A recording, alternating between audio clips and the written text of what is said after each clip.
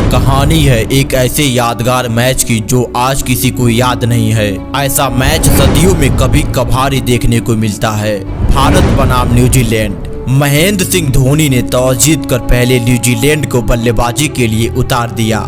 New Zealand की तरफ से मार्टिन गप्टिल और जेसी राइडर पारी की शुरुआत करते हैं। गप्टिल ने पहले ओवर से ही प्रहार करना प्रारंभ कर दिया और भुवनेश्वर कुमार को 2 चौके मारे। उसके बाद राइडर ने भी अपना हाथ घुमाया। इनका आक्रामक अंदाज लगातार टीम पर घात कर रहा था। राइडर की रफ्तार लगातार बढ़ती जा रही थी। तभी भुवनेश्वर कुमार की लहराती गेंद ने राइडर की गिल्लियां उड़ा ले गई। अब इनके जाने के बाद केन विलियमसन और गप्टिल ने पारी को संभाला। इन दोनों बल्लेबाजों ने 20 ओवरों तक कोई विकेट नहीं गिरने दिया। साथ में स्कोर को भी 100 रनों के पार पहुंचा दिया। उसके बाद भी दोनों की जोड़ी आगे बढ़ी जा रही थी। लगातार चौकों छक्कों की बरसात हो रही थी। इसी बीच गप्टिल ने अपना 50 पूरा कर लिया। अब 25 ओवरों का खेल समाप्त हो चुका था। स्कोर 131 रनों पर 1 विकेट होता है।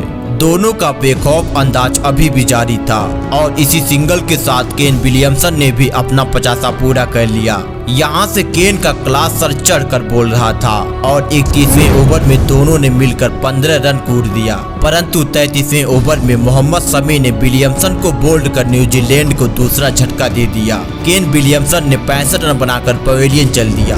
अब केन के जाने के बाद मैदान पर कोरी एंडरसन आते हैं और आते ही अश्विन पर प्रहार कर दिया। परंतु अश्विन ने उन पर लगाम लगा पवेलियन का रास्ता दिखा दिया। एक तरफ विकेटों का पतन हो रहा था तो दूसरी तरफ गप्टिल अपने शतक की तरफ तेजी से बढ़ रहे थे और अब इसी शॉट के साथ उनका शतक भी पूरा हो जाता है। गप्टिल के लिए यह एक ऐतिहासिक शतक था।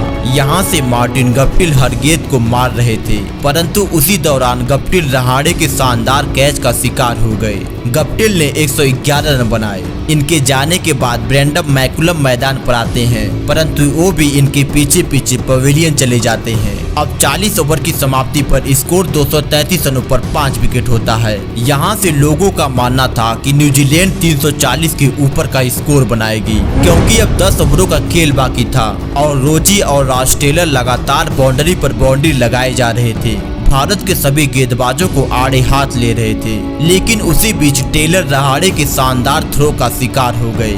टेलर के जाने के बाद भी रोची अपना राज बनाए रखा और लगातार बड़े बड़े शॉट लगाए जा रहे थे। आज रोची को रोक पाना बेहद ही मुश्किल लग रहा था, परंतु लगातार दूसरी तरफ से विकेट गिर रहा था, जिसके दबाव में रोची भी आउट हो गए।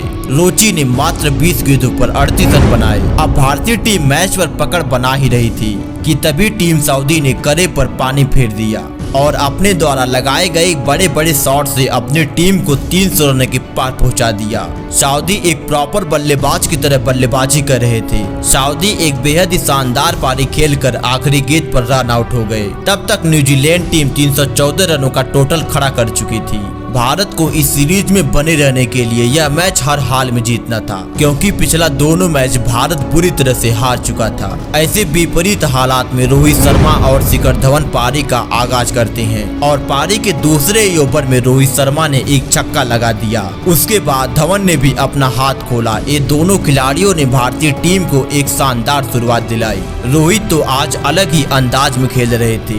एक तरफ रोहित का राज था तो दूसरी तरफ धवन का धमाका था।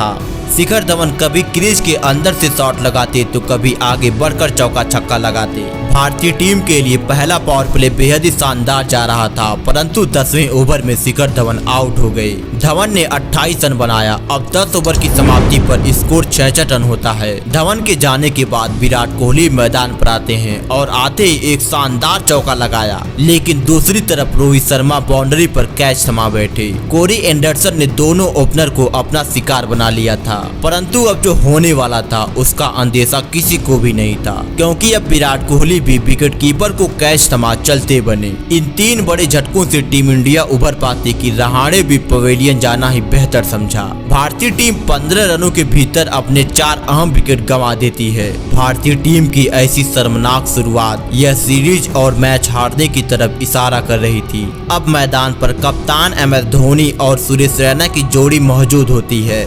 इस जोड़ी जोड़ी ने कई बार टीम को संकट से बाहर निकाला था और आज भी इन दोनों से पूरा देश एक ऐसी ही पारी की उम्मीद कर रहा था और इन दोनों बल्लेबाजों ने अपनी जिम्मेदारी को बखूबी निभाया और टीम को संभाला भी और स्कोर को 100 रनों के पार पहुंचाया। अब 20 ओवर की समाप्ति पर स्कोर 97 रनों पर 4 विकेट होता है। इसके आगे का सफर इन दोनों के कंधों पर ही होने वाला था क्योंकि यह बल्लेबाजी की आखिरी जोड़ी थी और रैना धोनी की जोड़ी ने इस सफर को सुहाना बनाने का भरपूर प्रयास किया, परंतु 28वें ओवर में सुरेश रैना विकेट कीपर को कैच थमा पवेलियन चल दिए। सुरेश रैना ने शानदार 31 रन बनाए। रैना के आउट होने से यह मैच भारत के पकड़ से बाहर जा रहा था।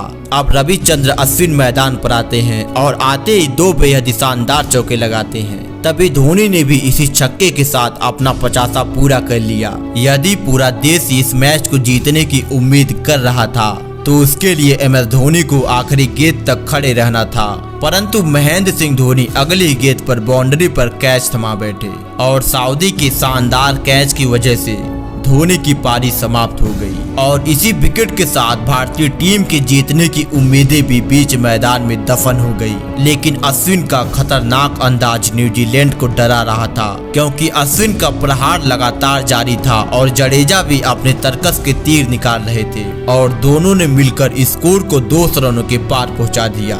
जिस तरह से ये दोनों अपने खेल को आगे बढ़ा रहे थे उस हिसाब से भारतीय टीम से जीत ज्यादा दूर नहीं थी, परंतु यहाँ पर एक भी विकेट गंवाना मैच गंवाने के बराबर था। अब 40 ओवर की समाप्ति पर स्कोर 231 रन होता है और अभी भी 60 गेंदों पर 84 रनों की दरकार होती है।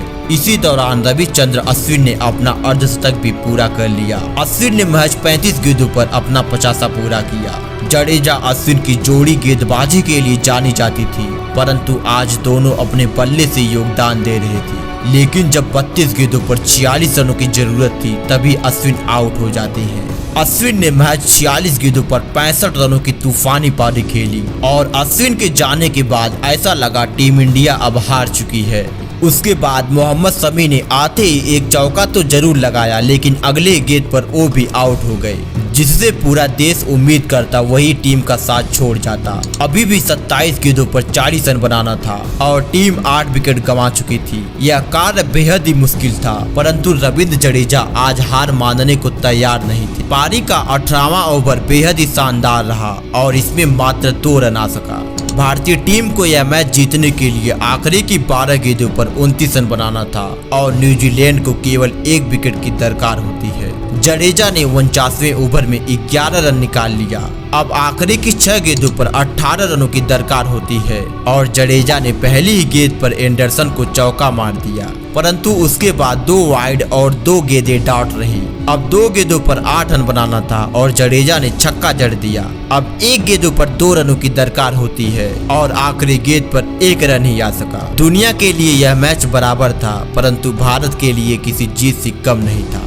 जडेजा ने बेहद ही शानदार 45 गेंदों पर 65 रन बनाए। और यदि यह वीडियो पसंद आई हो तो वीडियो को लाइक और चैनल को सब्सक्राइब जरूर कीजिएगा। आपका अपना कीमती समय देने के लिए बहुत बहुत धन्यवाद।